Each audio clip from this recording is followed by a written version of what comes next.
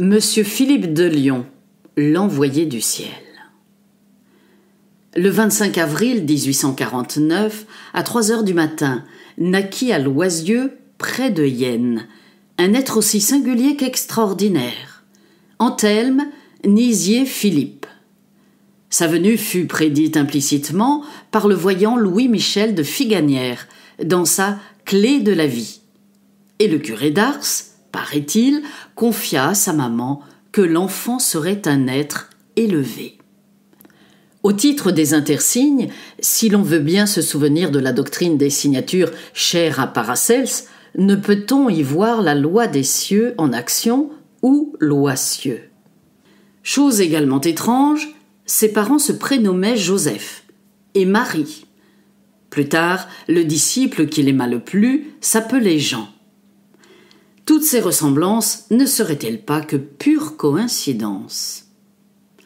Très jeune, il accomplit des guérisons miraculeuses, sans autre procédé visible que la prière.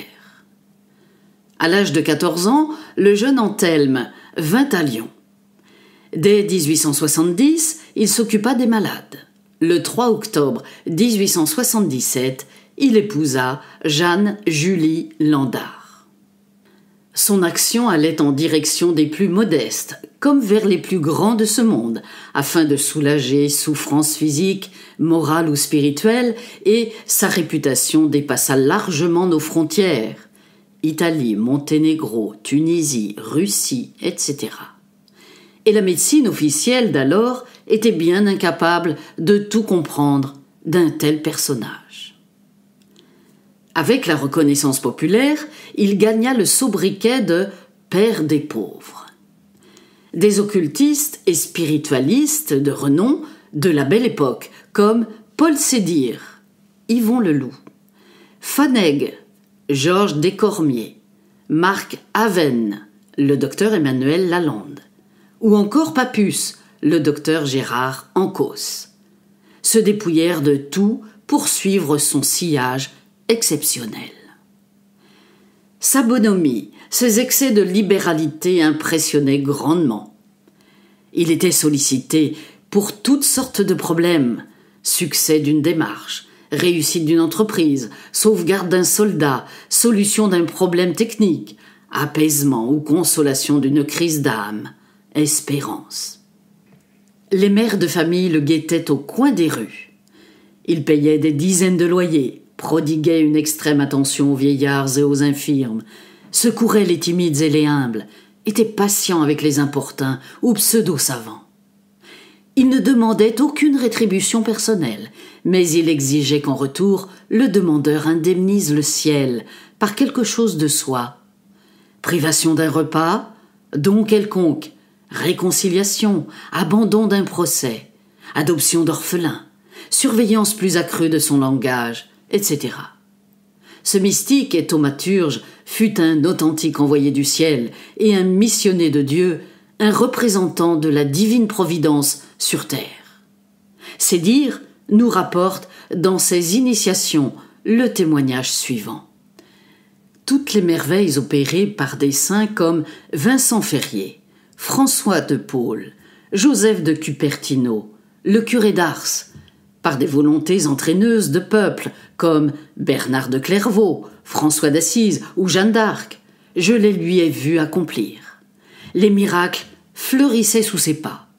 Ils semblaient naturels, immanquables, certains, et rien d'autre ne les provoquait que la prière.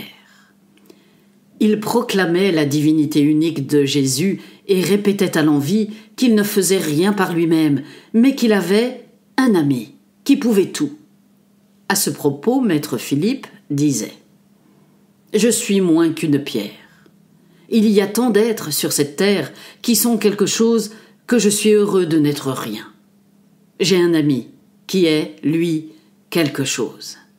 Soyez bon, patient dans les épreuves, soumis aux lois sociales et religieuses de votre patrie, partagez et donnez ce que vous avez si vous trouvez des frères qui ont besoin, et mon ami ainsi vous aimera. » Sa philosophie n'était que la pratique de l'Évangile au quotidien, et quand une situation s'avérait compromise, catastrophique, le processus parvenait toujours à s'inverser.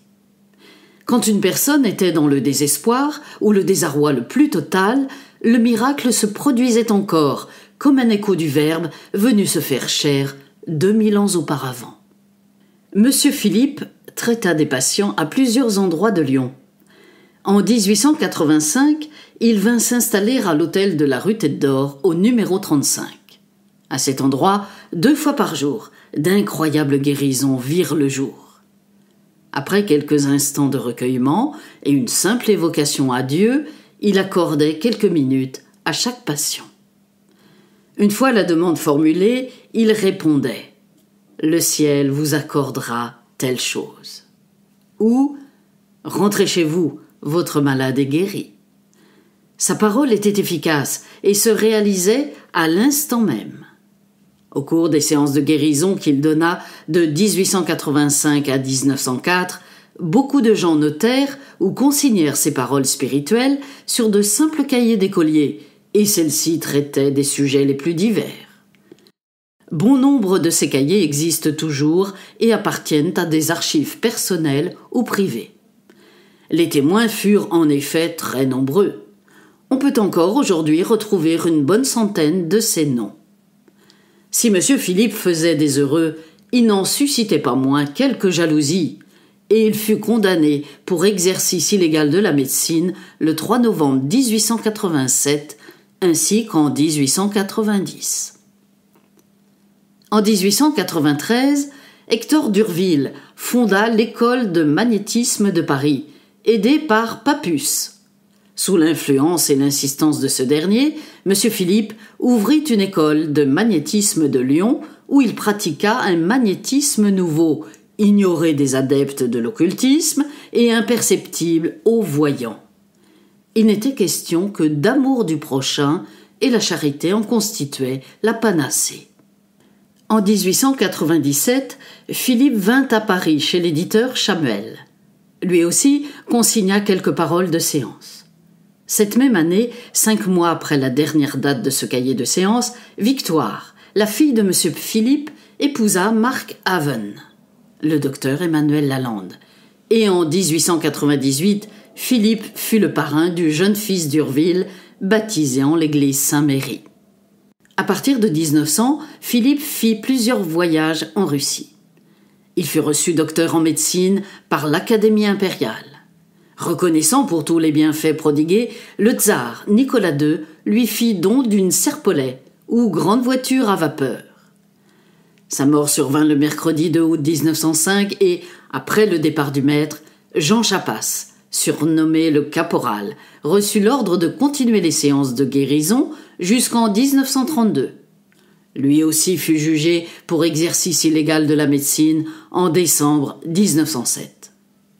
Jean Chapas aimait venir rejoindre ses amis Émile Bertrand et François Galland. Ces trois-là aimaient se retrouver au château de Marnix, dans la demeure des Galland, à Natage, soit pour aller à la pêche sur l'île, qui se trouve sur le Rhône en face de Natage, soit pour goûter à l'excellente cuisine de Madame Galland. Ils priaient en commun et ressassaient ensemble, en bons soldats du ciel, des enseignements transmis par M. Philippe, ainsi que d'incroyables souvenirs, comme en témoigne l'anecdote suivante. Émile Bertrand se trouvait chez François Galland, et M. Chapas lui expliquait qu'un jour, il avait eu besoin d'or et que le ciel était intervenu en sa faveur. Il avait trouvé sur la table tout un sac rempli de pièces. Bertrand, incrédule, ne pouvait se résoudre au fait que le ciel avait envoyé des pièces d'or et non des pépites ou des lingots. « Dites donc, vous croyez que le ciel a besoin de machines pour frapper les pièces ? Je vais vous en donner la preuve tout de suite, » dit M. Chapas. Et 2 pièces tombèrent du plafond. Émile Bertrand se baissa et ramassa 2 louis d'or. « Alors, qu'est-ce que vous en pensez ?» ajouta M. Chapas. « Tenez, gardez-en une en souvenir. » La transcription François Galland. Le document fort rare présenté ici, dans cette édition issue du manuscrit Galland, possède sans conteste une trace mémorielle intacte, celle d'un témoignage instinctif des paroles prises sur le vif et servant directement de fil conducteur originel, sans interprétation aucune, entre le verbe de M. Philippe de Lyon et ses patients, sa famille proche, ses amis et quelques soldats du ciel. C'est tout ce petit cercle d'initiés qui venaient fréquemment le visiter à l'Arbrel et à Lyon parfois, rue de la Tête d'Or, où il exerça durant plus de 20 ans un ministère thérapeutique qui avait en réalité tout d'un sacerdoce à nul autre pareil. Les enseignements oraux d'exception qui constituent cet ouvrage furent donnés par M. Philippe de Lyon au cours de la période allant d'avril 1893 à mars 1897. Son incroyable métaphysique emprunte exclusivement à la religion chrétienne traditionnelle et l'approfondit. Il y est question de la création, de la nature cachée des 4 évangiles à travers une exégèse personnalisée, des parties distinctives de l'être, de la réincarnation, de la progression de l'âme, mais aussi de l'apprentissage du magnétisme, de l'esprit de la prière, du bien et du mal, du règne de Dieu, de l'angélie, de la mort, ou plus exactement, de la vie après la mort, etc. La présente copie du compte-rendu des séances dirigées par M. Philippe fut exécutée par le professeur de physique expérimentale Émile Bertrand de la faculté des sciences de l'Université de Liège sur un exemplaire de M. François Galland de Natage, dans l'Ain, qui le tenait lui-même, de la famille lyonnaise du transcripteur, un canu lyonnais ayant assisté personnellement à toutes les séances en question. Certaines paroles étaient destinées à des personnes bien précises, ayant une demande particulière ou nécessitant un soin spécifique, et ne doivent surtout pas être généralisées. D'autres sont vraiment utilisables pour tout le monde. Le lecteur aguerri saura donc faire preuve de discernement. Ce fut encore M. Galland qui eut l'immense privilège, un ami très cher, de partager les derniers moments de la vie de Jean Chapas, le successeur de M. Philippe. François Galland rapporta que M. Chapas, avant de mourir, lui avait dit « Alors, on s'en grille une dernière ?» Arrivé au bout de la cigarette, il fut vraiment mort. M. Philippe est un personnage unique et sa trajectoire de vie fut en tout point exemplaire et remarquable. Sa vie et ses actes ne doivent pas être pris à la légère, mais faire l'objet d'une étude fidèle, sérieuse et approfondie. Les paroles livrées au public sont donc à méditer quotidiennement et surtout destinées à être mises en pratique, car elles sont ces perles qu'on ne jette pas au pourceau. Elles expriment beaucoup de lumière, de vie et d'amour, et résonnent en nous comme un incroyable écho du Verbe qui se fit chair il y a plus de 2000 ans.